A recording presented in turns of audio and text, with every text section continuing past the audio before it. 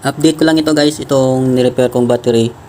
Nakakuha ako ng 20 amperes dito kaso ayaw pa rin niya mag-charge.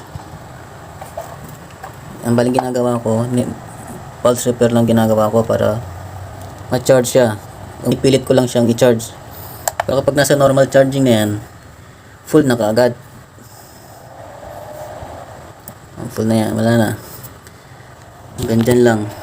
Ito guys, naayos siya. Nagkabuhay ulit pero hindi na siya nag-charge ng maayos. Pero nag-charge siya kapag ginagamit na ng pulsator. Yung mga battery na na-stock na matagal, tapos sira na talaga, hindi na maibabalik ng maayos talaga. Hindi tulad ng mga bago pa, mga 1 month pa lang, 2 months pa lang, 3 hanggang 3. Pag nalobat yon na drain ng todo, ayaw na mag-charge, pwede pang maayos yon.